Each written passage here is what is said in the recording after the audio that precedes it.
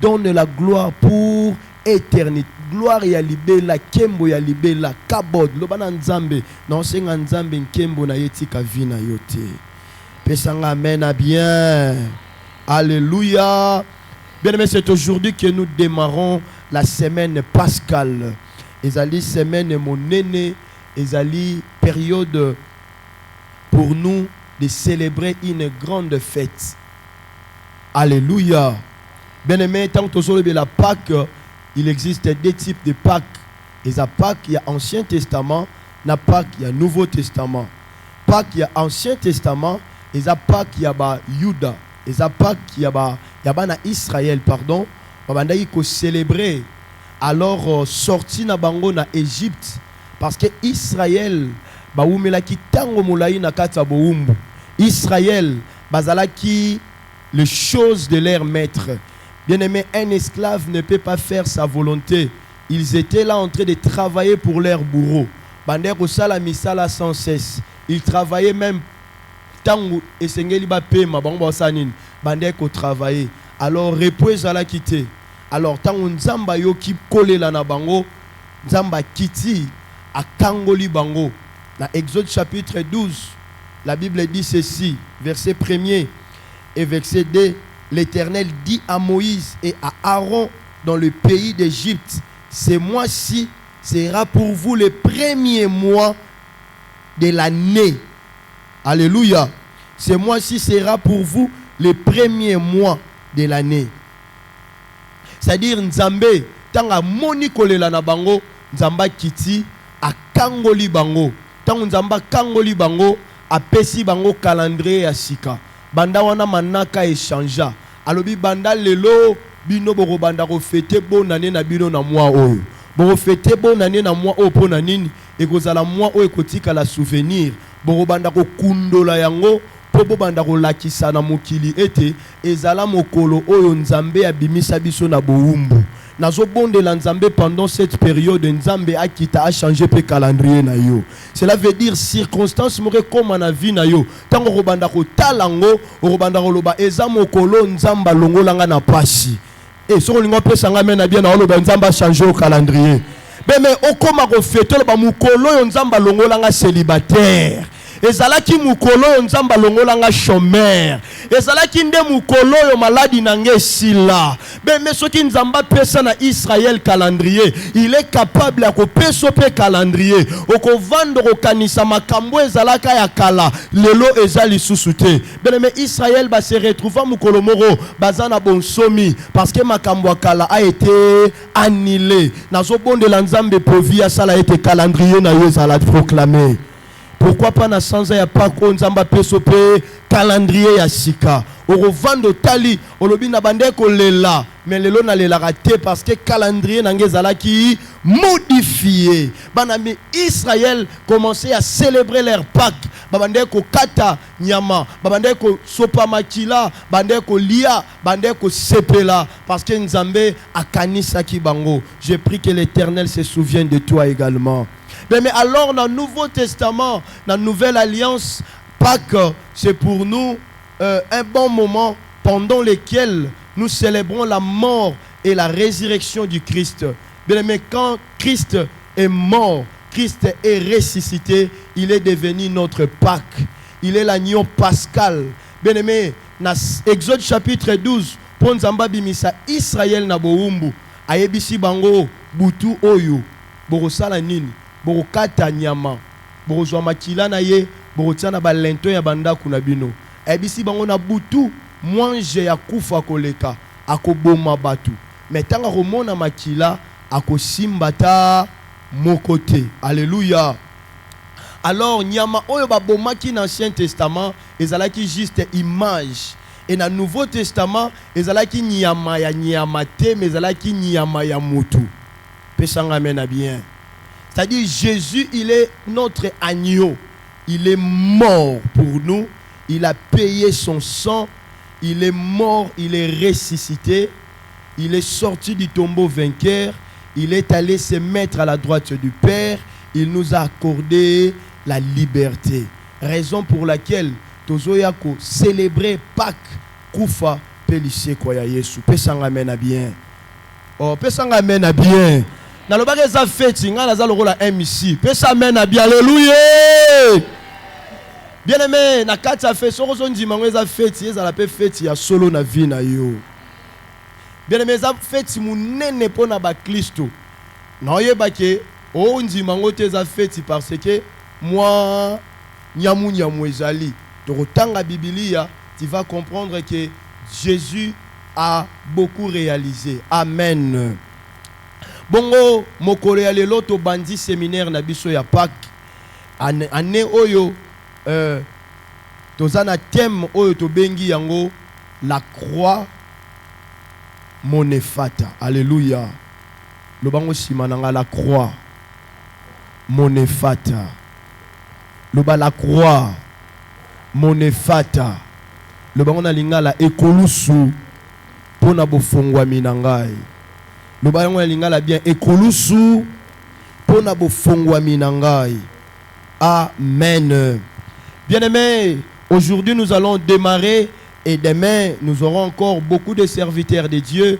Bakoya ko memabiso na lo sambo pona ko pesa mo ya introduction na lingina loba ete yo moto bandi programme ya liboso komeka kozanga te. Alléluia.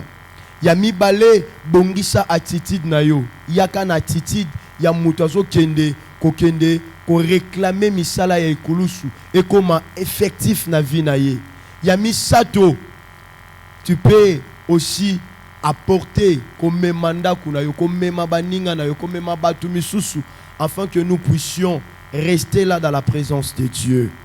Ben mettant tozolobela la croix monefata, il y a des termes où tu développer awa pendant toute cette semaine. Ezali terme liboso c'est la croix, terme mibale ezali et fata. Alléluia. Ben aimé tant tozolobela ekulu sous la croix. Croix ils ont représenté les sacrifices, ils ont représenté souffrance de Jésus pour accorder les salis de l'humanité. C'est-à-dire croix, ils ont symbolisé nini souffrance, sacrifice ya Yesu pona ko pesa lobi kona mokili. Bien-aimé, yangwana ils ont symbolisé croix. Alors tant tozolobela na tina ya efata ezali bofongwami toyebi yango bien eza thème na biso ya année tolobi ete tant bazolobela efata elingola kisa expansion, efata elingola kisa élargissement, efata elingola kisa épanouissement. Bien mettant tozolela maintenant la croix monefata tokolobango na simple terme ezali ekulusu pour mon épanouissement, ekulusu pour ma ouverture. Cela veut dire efata ezali solution ya Nzambe. Efata c'est la résolution de Dieu. Efata c'est la réponse que Dieu avait accordée. Pesang amen à bien. Oh, pesang amen à bien. Bien le mettant tozolobela efata tokoyi ko définir en comme tout moyen ou remède qui modifie la situation précédente. Efata c'est un moyen ou remède qui modifie la situation précédente. Efata les autres se présenter awa lokola moyen moko, lokola kisi moko, lokola réponse moko oyo euti epa ya Nzambe eye ko modifier makambo oyo ezalaki avant. Tant tozo kende ko luka place terme efata ezalaki utilisé dans Marc chapitre 7. Nous voyons cet homme azalaki na difficulté ya koyoka, azalaki na difficulté ya koloba. Bien aimé, situation na ye avant c'était une situation macabre. Situation na ye avant c'était une situation de la tristesse. Et raison pour laquelle batuba yokela qui est mawa, ba memela qui est Jésus. Mais tangu ba ye na ye pas Jésus, tangu Yesu a appliqué formule na vie ya moto. Et fate salami na bomo na ye. Moto yo azalaki avant n'était plus la personne après.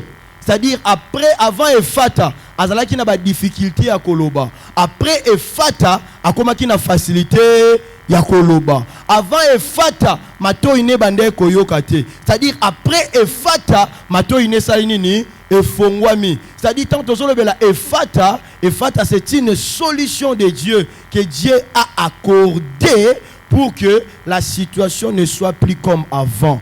Nazobonde la nzambe na semaine yo efata salama na bomo ina yo. Une situation ne soit plus comme avant. So reprécise un amen à bien à la partage na yo. Mais alors makambo wana et salema kiwapi na ekulusu. La solution là a été donnée sur la croix. La solution a été donnée par les moyens de la croix.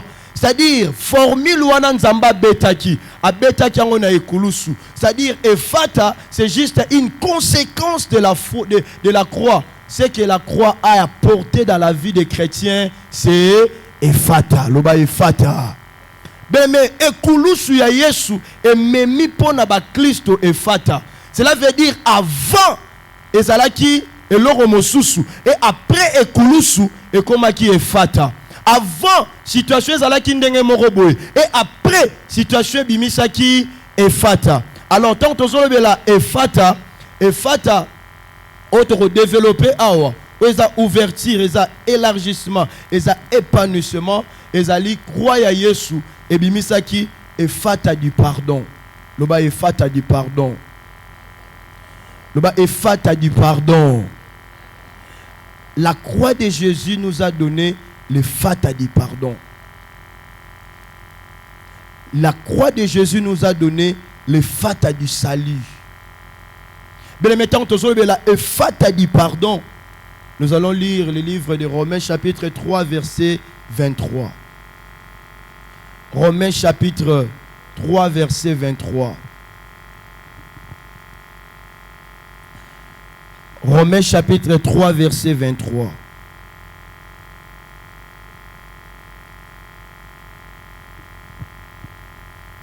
Romains 3, 23, nous lisons au nom de Jésus. Amen. Car tous ont péché et sont privés de la gloire de Dieu. Alléluia. Alléluia. Praise the Lord. Bien-aimé, au moment il y a enseignement, il un moment il y a ganga na micro. Et un moment il sa intelligence parce que la Bible dit mon peuple est péri faute de connaissances. Mais si on a connaissance, on va changer le lenga ressemble on va libula na yo, on droit na yo. Bien aimé, tu sauras comment se défendre. Pesa amen à bien. Alléluia. Bien mais policier sakane la rabato yebi droité. Roya kangi yo, yebi ko mema yo bi mema. Mais ce rosa mouto yebi droit, nul n'est censé ignorer la loi. Ozongi se nanzela, moyen a imposé makanisnie ma belle kolona yo ezate. Bien-aimé, wana to uti kozonga na ebandeli. Bien-aimé, Adam et Ève, bazwa ki instruction et pas Nzambe. Nzamba yebisi Adam et Ève a planté bango na jardin d'Éden. Tant a planté bango pesi bango ba instruction. A yebisi bango ba nzete nyos borolia kasi nzete oyo ya mbuma ya connaissance ya malamu pe ya mabebo sala nini boliate.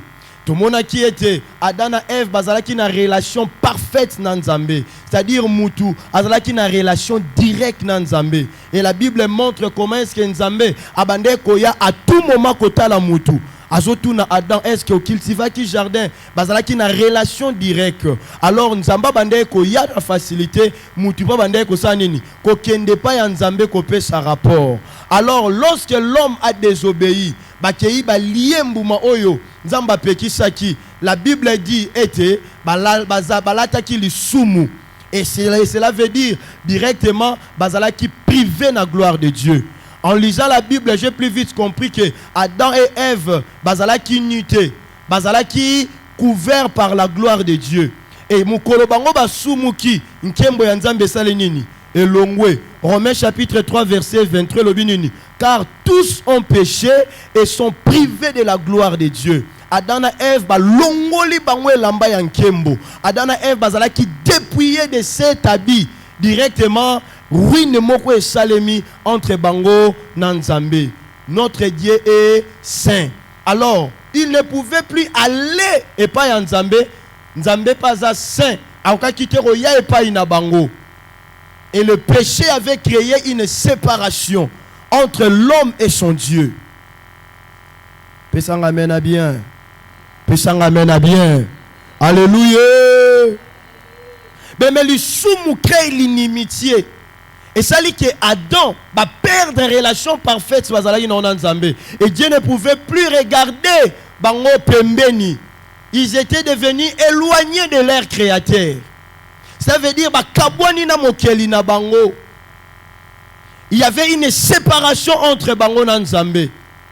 Alors il a fallu que moto mokwaya pona zongisa boyokani ya moto na Nzambe.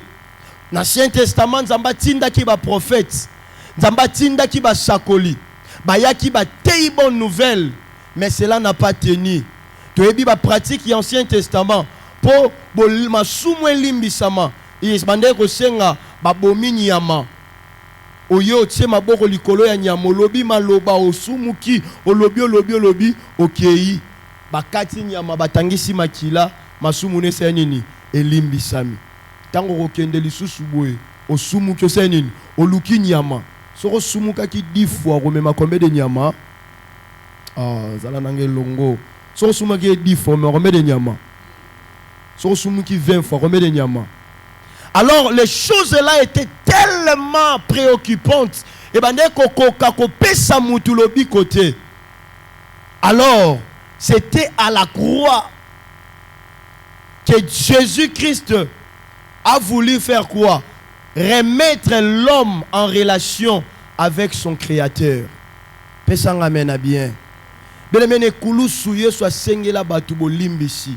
Atomboli mongonga lobi père limbisa bango bayebi oyo bazo salate. Tango bazo beta ye fimbu ne kulusu yesu asengela yo bo limbisi. Na inayebisa moto moko tes péchés ont été pardonnés. Nazolo bana batonyo suba profitara na sima ya masumu po bakanga vi na yo. Nena ibisa yo Yesu amata ne kolusu pona kende ko limbisa masumu na biso pa ya tata. C'est Jésus-Christ là, il a accepté de mourir pour remettre la relation entre l'homme et son Dieu. Mais avant, l'homme était limité. L'homme ne pouvait plus venir à Dieu. Alléluia. Parali e mutuana matoi nezalaki ya kokangama maloba nezalaki ya kokangama azalaki limité. Il fallait baloba na ye efrata po malobesa nini efungwama. Bien na mokolo wana aussi l'homme avait perdu la liberté. L'homme avait perdu directement l'audience auprès de son Dieu. Alors Jésus-Christ a voulu accepter. Il a accepté de mourir à la croix. Akoma po na biso pont. Amema biso pa ya Nzambe. Yangwana lobi je suis la vérité, le chemin et la vie. Nul ne peut venir au Père sans passer par moi. Bien-aimé Jésus-Christ aya rozongi saboyo kani ya sika.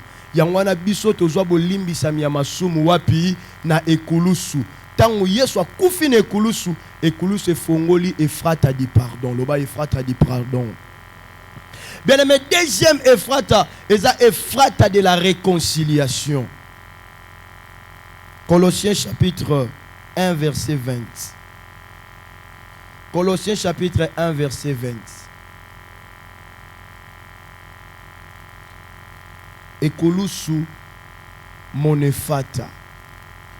Et Colossiens chapitre 1 verset 20.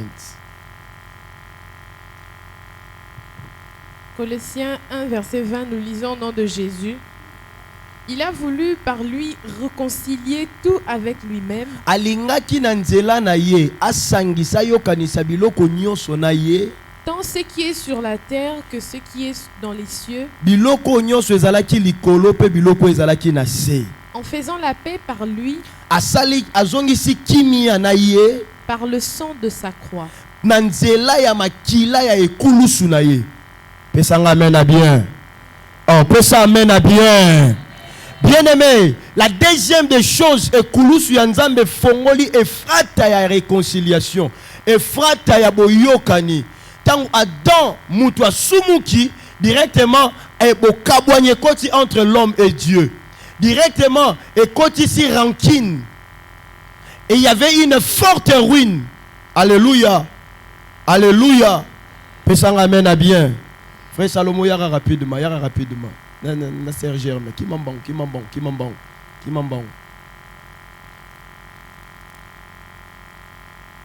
Serge Germain, tellement. C'était ainsi. Oh, la moussa mama zolal. Ibi c'est héros balala raté. Betela no Yesu maboko makasi. Betela Yesu maboko. Alléluia. Ah, maintenant on amène à bien. Alléluia. Alléluia. Awa tozane povi bien aimé zanda kwa matière. Ah biso to mesana na biso te ko gangara. Alléluia. Mugomusupe maté ya makelele te ka to lo bana sebo et tu comprends. Tu retiens même quelque chose.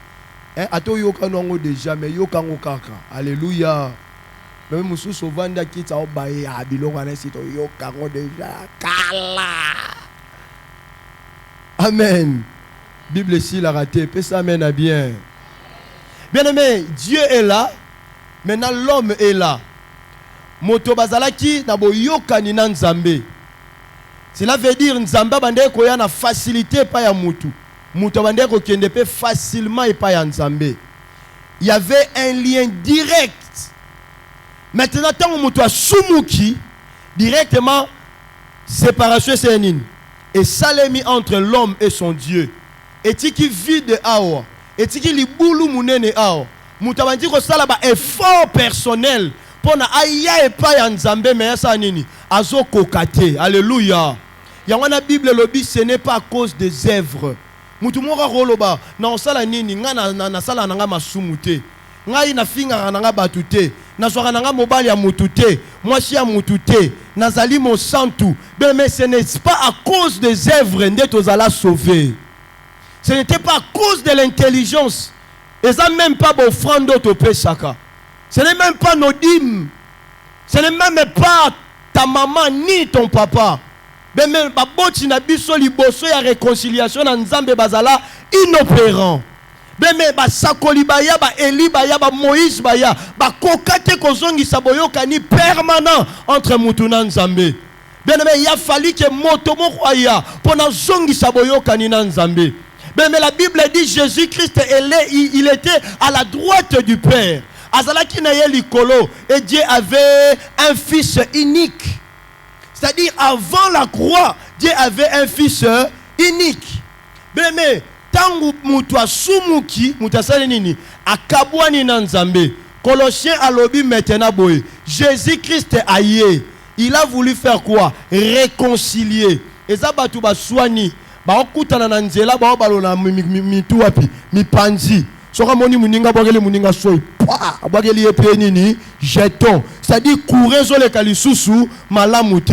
Courant wane zikaki. Soki bake ba branchango na courant ezobima faible ezokomate. Yesu maintenant yaki comme une solution. Il s'est tenu au milieu de l'homme et Dieu. Aye ko réconcilier. La Bible dit à réconcilier mutuna likolo.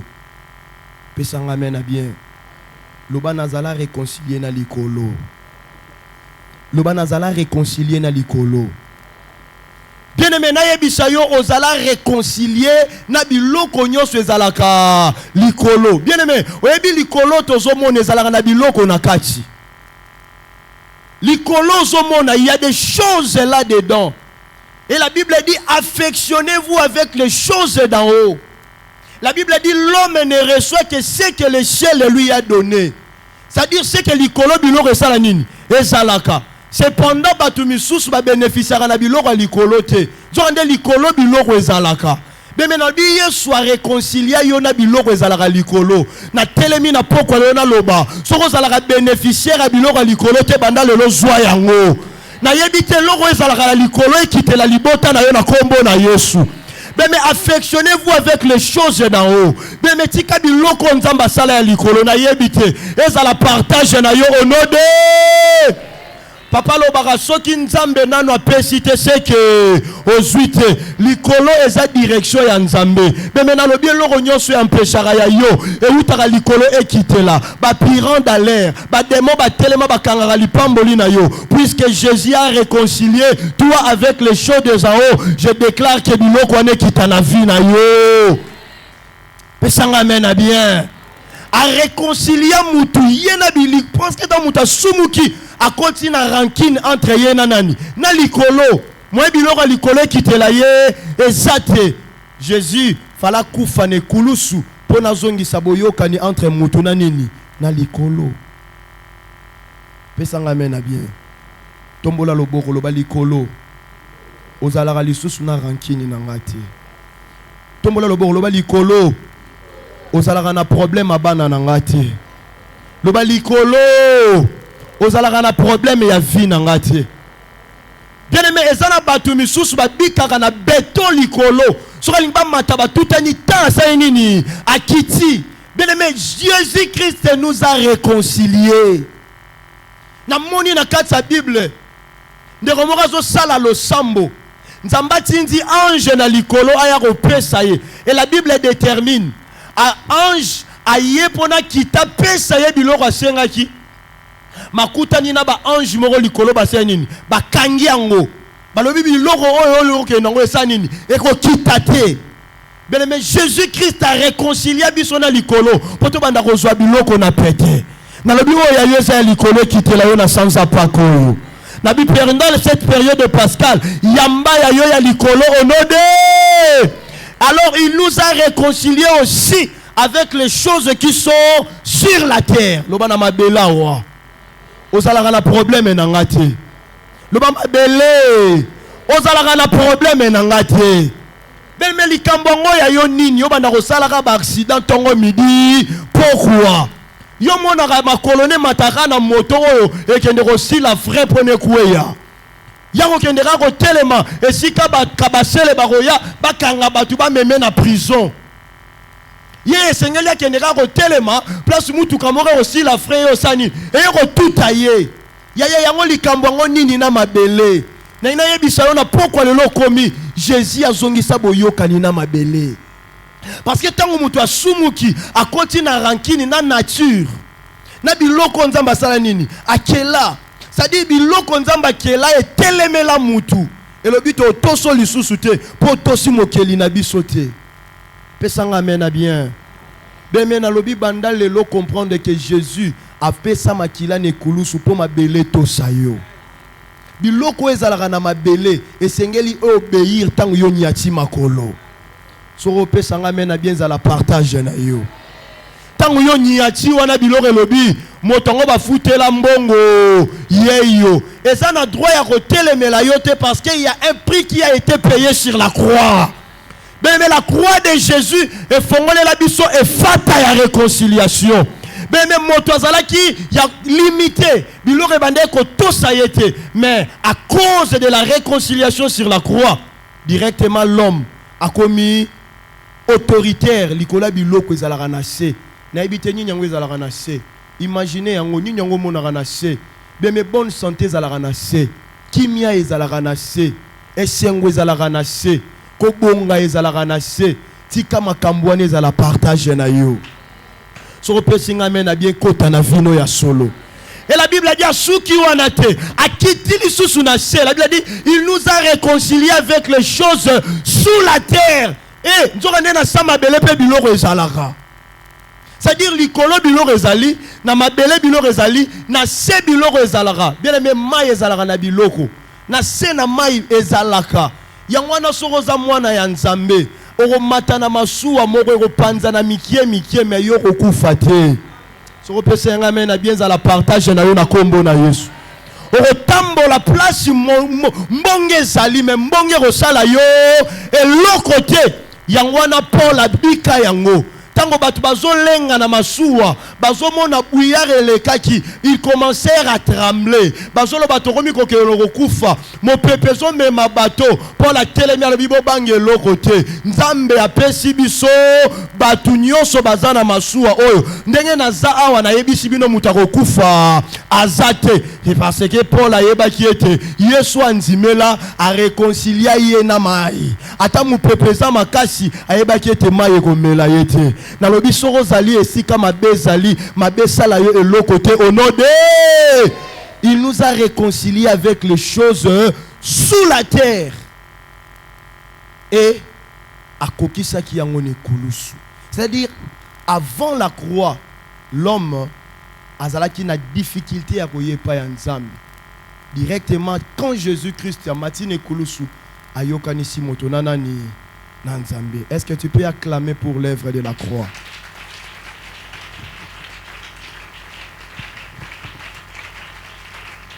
Alléluia. Bien, mais troisième effata. Et ça effata de la délivrance. Le bas effata de la délivrance. Le bas effata de la délivrance. Torosuka wana na effata de la délivrance. Et c'est par là nous allons prier. Naligi pendant quelques secondes o accorder nga lisusu attention na yo. Na yebisa yo été. Effata de la délivrance a été déclenché à la croix. Bien-aimé, à la croix de Jésus, la croix de Jésus nous a accordé la liberté. Bien-aimé, tango muto sumuki, l'homme est devenu esclave. Oyebina rappelé bino ce qui se passe dans la loi. Ce qui moto à commettre infraction, l'autorité de l'État n'a pas le pouvoir sur lui. Azana makokia ko kangayete. Eza abusivement zo tambola na butu. Baye bakangyo, kangyo nin vagabondage nocturne. Ce n'est pas une infraction. D'ailleurs, na droit on parle de nous la poe na sinelege. Cela veut dire quoi? Il y a une infraction soki kaka mubeko bengi yango eza infraction. Soki mubeko eza infraction te eza infraction te. Eza principe il y a délit et de peine. Cela veut dire il faut ba bengi infraction o ezali ya kokoma na kati ya mubeko. C'est-à-dire, soda, policier, azana droit ya kokanga yo te soki obuki mobeko te. Et akobenga ngo mobeko soki kaka bakomango na loi kezali infraction. Pesanga amena bien. Vagabondage wana o nini o excès d'amour. Na mona ndeko mo bakangi bango na butu na fiancé na ye. Bakangi bango. Bakena bango na conteneur. Parce que policier wana yebisanga oui. Mikbakango mikolo to so kangelango makasi. L'état lingite ba tambola excès d'amour. So to moni bino bo tambola nzelo se nini to kangi bino. Mon peuple périt faute de connaissance. Excès d'amour dans la loi n'existe pas. Tellement excès d'amour dans le droit n'existe pas dans la loi, tu n'as pas le pouvoir sur moi. Pesang amen à bien. Pene lorsque l'homme avant le péché, l'homme azalaki chouchou ya Nzambe. Diable n'avait pas le pouvoir sur lui. Quand le diable est venu à Koshie, à Lukia Koti sa inimitié, tango moto sumuki, tous ont péché, sont privés de la gloire de Dieu. Place ba magistrat ba tiara manzaka, alléluia. Pesang amen à bien. Place ba magistrat be misaka griffe. Au monde a toge ba magistrat zalaka noir. Ezalaka na biloko moko na mapeka ba benga ngo be pitoge.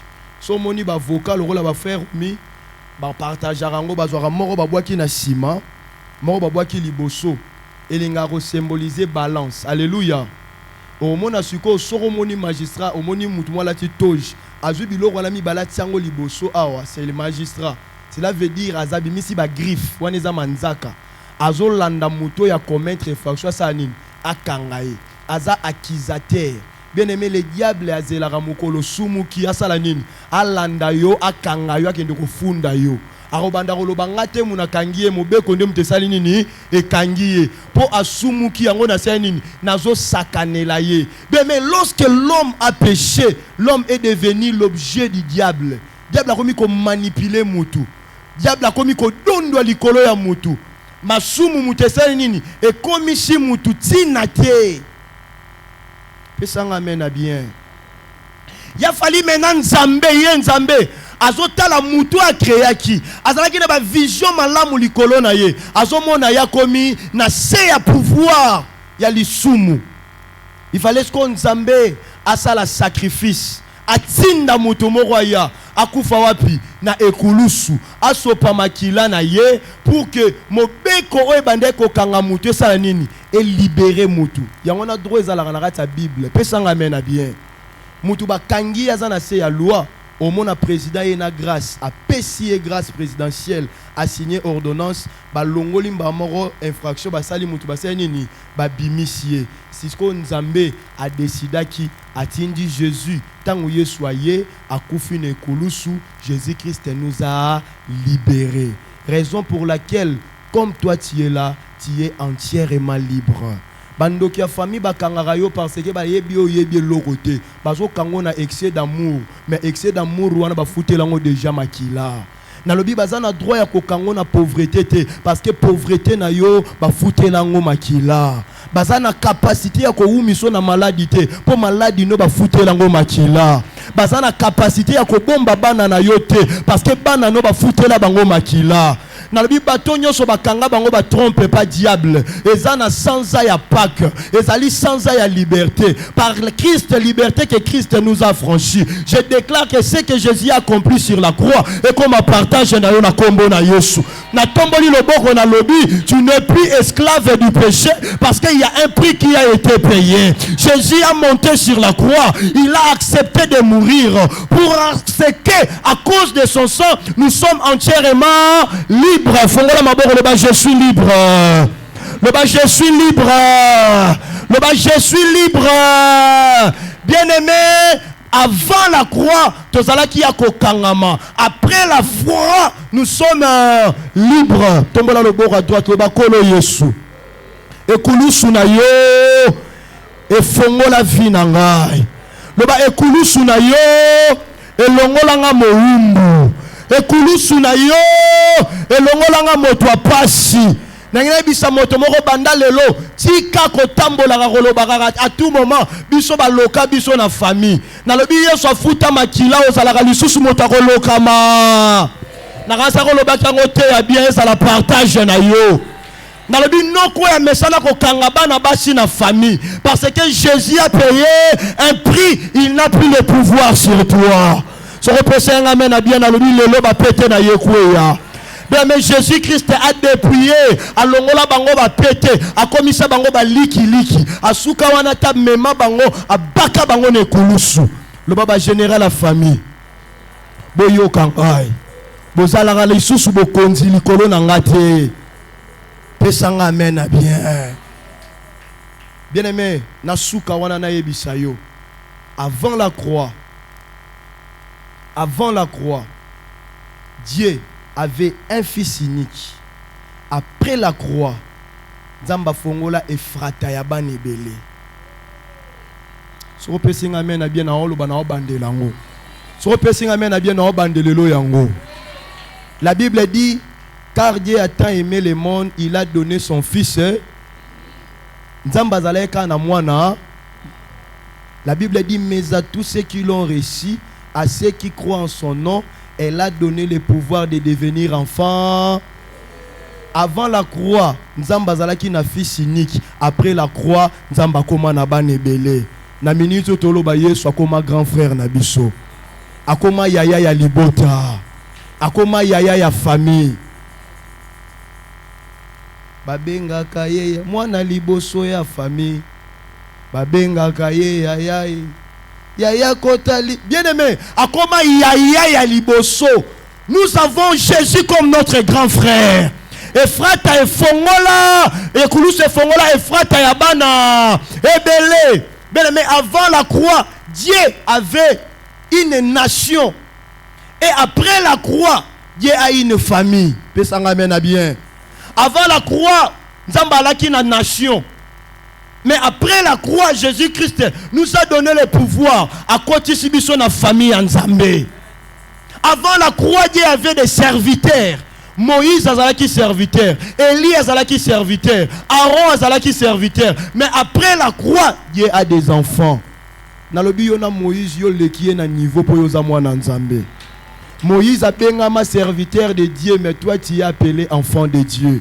C'est-à-dire yo za na ba privilège à nos gens wa pine kulusu ya Yesu. Nalobi koma mwana ya nzambe na ndenga solo au nom de bien-aimé na silisa na loba. Tu dois réclamer toutes ces choses. Eza lokola ba futeli ordonnance ya grâce. Président s'y a signé. Et maintenant il faut magistrat, ba juge ba sanine, ba exécuter décision wana. C'est-à-dire tellement yo yebi déjà que ba libéra yo, tu dois aller lo baké et si déjà ba signer ordonnance à liberté nangai. Bien-aimé, mon peuple périt faute de connaissances. Bien-aimé, makambo tango telemana na prière, lo bana nzambe ekulusu na yo pesanga liberté. Naza na droit ya kobika makambo babika kana famille te.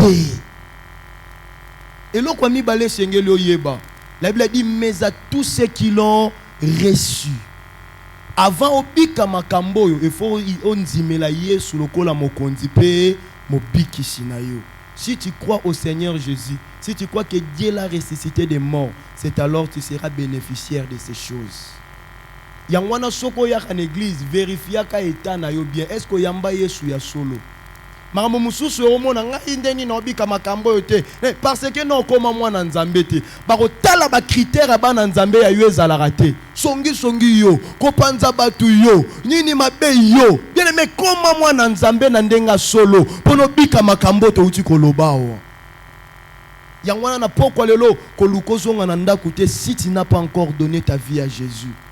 Et sengelo tala kati na yo loba si je n'ai pas Jésus je dois accepter Jésus pour que vinanga ebika ba efata oto tangiao. Tombola maboko esike zwami. Tombola maboko ngomba mutu esike zwami.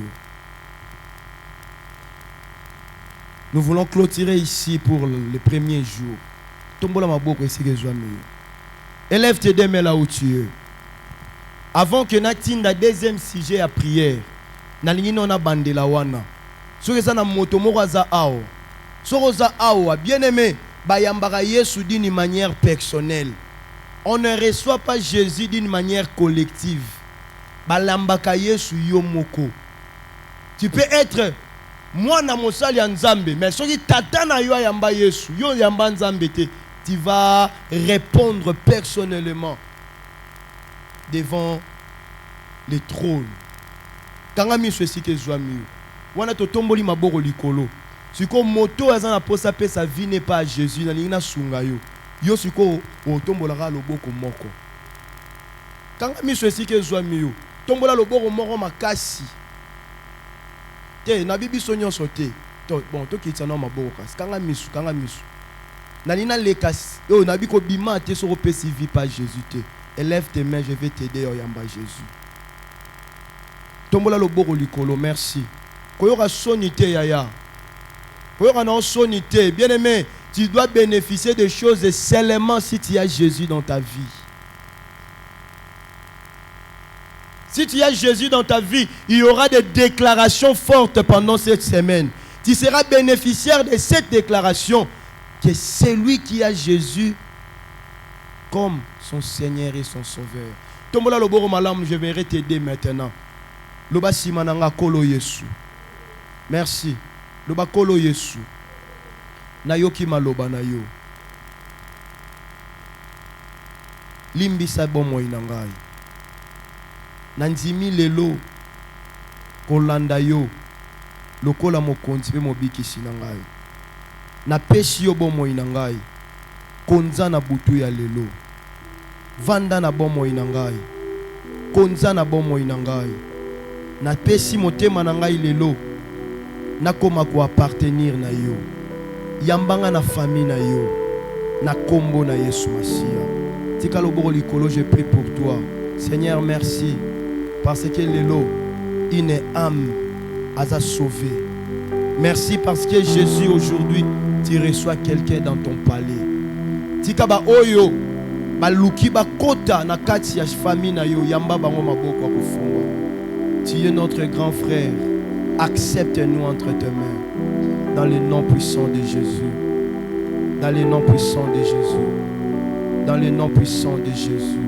ya tombola maboko mibale likolo banda kopesa Yesu merci à cause ya oyo ekulusu efongola na bomoi na yo. Loba Yesu merci pona efrata ya réconciliation, pona efrata ya pardon, pona efrata ya délivrance. Élevons nos voix, prions le bon Dieu. Alléluia. Mais mettons pour la maboko le balana Yesu merci. Le lot